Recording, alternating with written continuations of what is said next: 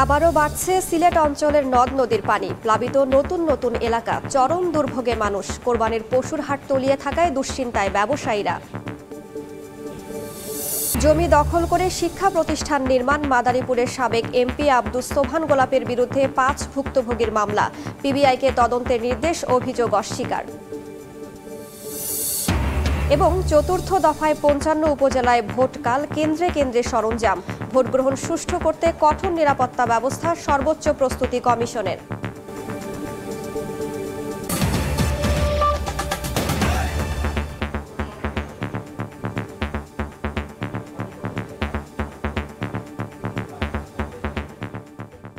বাংলার সময়ের সঙ্গে আছে আমি রাইসা জান্নাত। কয়েকদিনের পাহাড়ি ঢল ও ভারী বৃষ্টিপাতে তলিয়ে আছে সিলেটের রাস্তাঘাট। ঈদুল আজহার আগে এই অঞ্চলের প্রধান পশুর হাট পানিতে তলিয়ে থাকায় চিন্তিত ব্যবসায়ীরা। ভারী বৃষ্টি পিছু ছাড়ছে না সিলেটের। এই ভালো এই বৃষ্টি, সাথে ভারত থেকে নেমে আসা পাহাড়ি ঢল, সব মিলিয়ে বিপর্যস্ত সিলেট। পথঘাট, বাড়িঘর পানিতে ডুবে আছে। কিছুদিন পরই ঈদুল আজহা। এমন পরিস্থিতিতে কাজের বাজার হাটে পশু তোলা নিয়ে শঙ্কিত ব্যবসায়ীরা। ক্রেতা বিক্রেতা না থাকায় প্রতিদিন হাটের লোকজনের ক্ষতি গুনতে হচ্ছে। আমাদের ব্যবসায়ীদের অবস্থা খুব খারাপ, 3-4 লক্ষ টাকা লস হয়ে আসছে। পানি খাদ্য লাগে, আয় না মানুষ, কাস্টমার আয় না বাজারও। পানি একবারে শেষ, চতুর্দিকে পানি।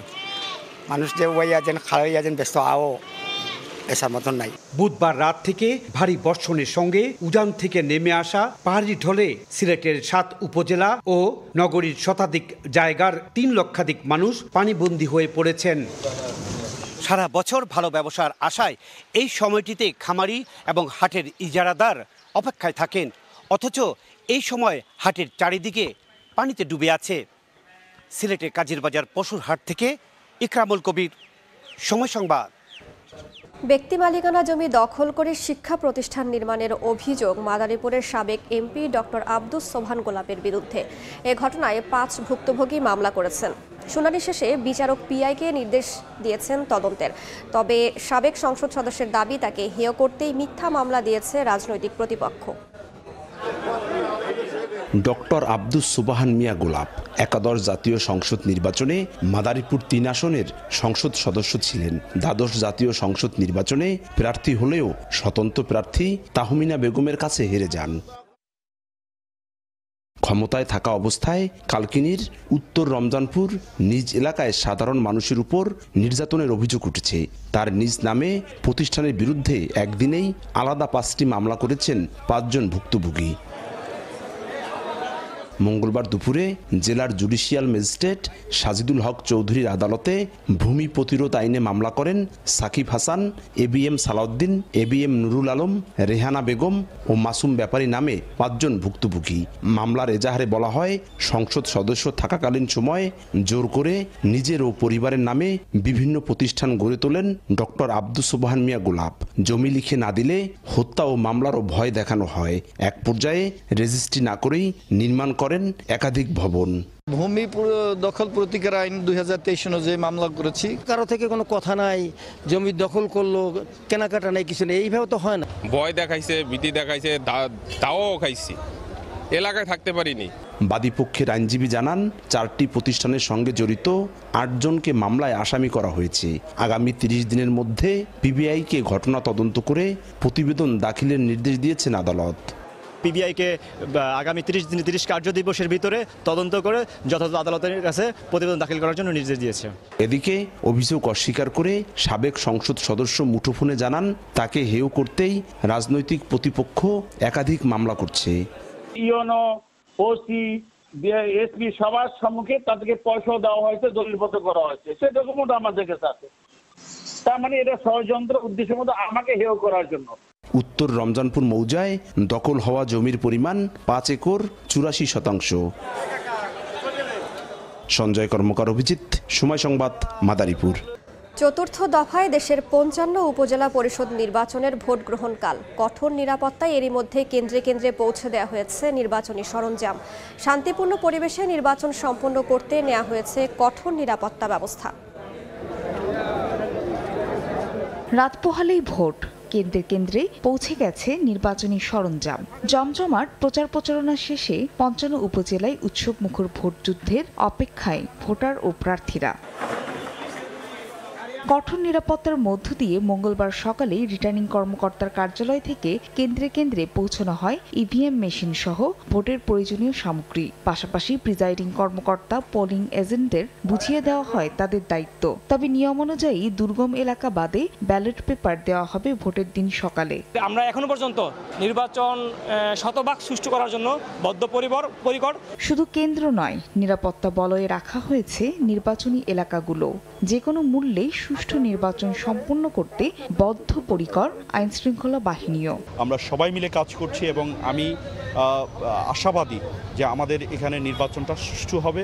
705 জন আনসার সদস্য, তাছাড়া পুলিশের 10টি মোবাইল এবং 2টি স্ট্রাইকিং ফোর্স থাকবে মাঠে। চতুর্থ ধাপে দেশের 23 জেলার 55টি উপজেলার মধ্যে 2টিতে ইভিএম ও বাকিগুলোতে ভোট গ্রহণ হবে ব্যালট পেপারে। এছাড়াও নিরাপত্তায় মোতায়েন থাকবে 175 প্লাটুন বিজিবি। ফারিয়া ফারজানা, সময় সংবাদ। বাংলার সময় আরও থাকছে। হিমাগার মালিক ও ব্যবসায়ী সমিতির পাল্টাপাল্টি অবস্থানে অস্থির আলুর বাজার। রংপুরের সপ্তাহের ব্যবধানে দাম বাড়ল 15 টাকা পর্যন্ত। নিয়ন্ত্রণের আশ্বাস প্রশাসন। ফ্যানের গায়ে হুবহু একই লোগো, নামের বানানে মাত্র একটি অক্ষর নেই। এভাবে প্রতারণার ফাঁদে ফেলে ঠকানো হচ্ছে ক্রেতাদের। নকল ফ্যান বিক্রি করায় চট্টগ্রামে এক দোকানিকে 50,000 টাকা জরিমানা করার পাশাপাশি প্রতিষ্ঠানটি সিলগালা করে দিয়েছে ভোক্তা অধিকার সংরক্ষণ অধিদপ্তর। বিস্তারিত ফেরদৌস লিপির রিপোর্টে। ফ্যানের গায়ে লাগানো লোগো অবিকল দেশীয় কোম্পানি ওয়ালটনের মতো, নামও অনেকটা একই, যা সহজে এড়িয়ে যায় ক্রেতার চোখ। ওয়ালটনের ফ্যান কিনতে গিয়ে অজান্তেই কিনছেন ওয়াটনের ফ্যান। এটা যখন আমি নিয়েছি, কয়েকদিন ব্যবহার করছি, ব্যবহার করানোর পর দেখতেছি যে এগুলা দাগ হয়ে গেছে। দাগ হয়ে যাওয়ার ফলে আমি ডাক্তারের দোকানে আসি ওকে বলতেছি যে তুমি আমার কি পণ্য দিলা, দেশি পণ্য ওয়ালটন, এটা তো পুরাই নকল। ওনারা ওয়াটন বলে বেছে, আমরা ওয়াটন বলে বেশি। উনি হয়তো শুনতে ভুল করছে আর কি, ওয়ালটনের লোগো দেখে মনে করছে এটা ওয়ালটন। অনেক কাস্টমাররা বলে যে আমরা এটা কি ওয়ালটন, আমরা বলি যে না এটা ওয়াটন ফ্যান। চট্টগ্রাম নগরীর চাঁদগাঁওয়ে ইলেকট্রনিক্সের দোকানে অভিযান চালিয়ে বেশ কিছু এমন নকল ফ্যান পায় ভোক্তা অধিকার সংরক্ষণ অধিদপ্তর। এই সময় দোকানিকে 5,000 টাকা জরিমানা করার পাশাপাশি সিলগালা করে দেওয়া হয় ব্যবসায়ী প্রতিষ্ঠানটি। সংস্থাটির কর্মকর্তারা বলছেন, শহর থেকে দূর এলাকা এবং অল্প শিক্ষিত ক্রেতাদের টার্গেট করেই নকল ইলেকট্রনিক্সের পণ্য বাজারজাত করছে একটি সিন্ডিকেট। তারা উৎপাদন করছে না, কিন্তু তারা জেনে বুঝে শুনে এই ওয়াটন নামীয় ওয়ালটনের নকল কপি তারা বিক্রি করছে। আমরা ওনাকে দোষী সাব্যস্ত করে ভোক্তা অধিকার আইনে 50,000 টাকা অর্থদণ্ড করেছি এবং তার প্রতিষ্ঠানটা সাময়িকভাবে আমরা বন্ধ ঘোষণা করছি। এই সময় নকল ইলেকট্রনিক্সের পণ্য উৎপাদনকারী প্রতিষ্ঠানগুলোকে চিহ্নিত করতে অভিযান চলছে বলেও জানায় ভোক্তা অধিকার সংরক্ষণ অধিদপ্তর। ফেরদৌস লিপি, সময় সংবাদ, চট্টগ্রাম। রংপুরে হিমাগার মালিক ও কৃষক সমিতির পাল্টাপাল্টি অবস্থানে অস্থির আলুর বাজার। সপ্তাহ ব্যবধানে কেজিতে দাম বেড়েছে 10 থেকে 15 টাকা। চাষিদের অভিযোগ, হিমাগারের ভাড়া অস্বাভাবিক বাড়ায় এমন পরিস্থিতি। যদিও হিমাগার মালিকরা বলছেন বস্তা প্রতি ন্যায্য ভাড়া নিচ্ছেন তারা। আলুর বাজার নিয়ন্ত্রণে দ্রুত কার্যকরী পদক্ষেপ নেওয়ার আশ্বাস জেলা প্রশাসকের। আব্দুর রশিদ জীবনের রিপোর্ট। ভরা মৌসুমেও রংপুরে অস্থির আলুর বাজার। গেল এক সপ্তাহে সব ধরনের আলুর কেজি প্রতি দাম বেড়েছে 10 থেকে 15 টাকা পর্যন্ত। খুচরা ব্যবসায়ীদের অভিযোগ, হিমাগারে পর্যাপ্ত আলু থাকলেও কৃত্রিম সংকট তৈরি করছে মজুতদাররা। আলু বের করছে না, এদের একটু দামটা বেশি। এক কেজি আলু যেরকম 70-80 টাকা, তাহলে মানুষ কি হবে? চলতি মৌসুমে রংপুরের হিমাগারগুলোতে অস্বাভাবিকভাবে ভাড়া বৃদ্ধির প্রতিবাদে গেল কয়েকদিন ধরে সংবাদ সম্মেলন, মানববন্ধন ও গণ অনশনের মতো কর্মসূচি করছে আলু চাষী ও ব্যবসায়ী সমিতি। আমাদের দাবি আদায় করা না পর্যন্ত আমরা ক্লাস্টার থেকে আলু বাইর করব না। সারা বাংলাদেশের ভাড়া এক, আমাদের রংপুরের ভাড়া এক। যদিও নিজেদের অবস্থানে অটল হিমাগার মালিকরা আর আলুর দাম ক্রেতাদের নাগালের মধ্যে রাখতে প্রয়োজনীয় ব্যবস্থা নেওয়ার আশ্বাস জেলা প্রশাসকের। সরকার যদি এখন বিদ্যুতের রেট বাড়ায়, আমরা কি করব? আমাদের তো ওটা নিতে হবে। মূল্য বৃদ্ধি করে জনভোগান্তি সৃষ্টি করা বা কৃত্রিম সংকট সৃষ্টি করা, এগুলো আসলে আমরা কোনোভাবেই সাপোর্ট করব না। রংপুর জেলার 40টি হিমাগারে 3,25,000 মেট্রিক টন আলু মজুত রয়েছে। আব্দুর রশিদ জীবন, সময় সংবাদ। মোংলা বন্দরে আটকে থাকা জাপান থেকে আমদানি করা বিভিন্ন মডেলের 107টি রিকন্ডিশন গাড়ি অবশেষে নিলামে তোলা হচ্ছে। মোংলা কাস্টমস হাউসের ওয়েবসাইটে নিলামের জন্য গাড়ি ও অন্যান্য পণ্যের চূড়ান্ত ক্যাটালগ প্রকাশ করা হয়েছে।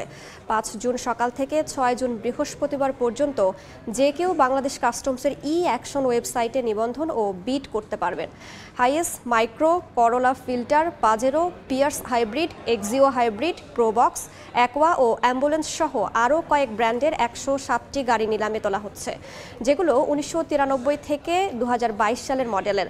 আমদানির পর শুল্ক জটিলতা ও নির্দিষ্ট সময়ে ছাড় না হওয়ায় কর্তৃপক্ষ এমন সিদ্ধান্ত নেয়। এ পর্যায়ে শীর্ষ সংবাদগুলো জানিয়ে দিচ্ছি আরও একবার। আবারও বাড়ছে সিলেট অঞ্চলের নদ নদীর পানি, প্লাবিত নতুন নতুন এলাকা, চরম দুর্ভোগে মানুষ। কোরবানির পশুর হাট তলিয়ে থাকায় দুশ্চিন্তায় ব্যবসায়ীরা। এবং চতুর্থ দফায় 55 উপজেলায় ভোটকাল, কেন্দ্রে কেন্দ্রে সরঞ্জাম, ভোট গ্রহণ সুষ্ঠু করতে কঠোর নিরাপত্তা ব্যবস্থা, সর্বোচ্চ প্রস্তুতি কমিশনের।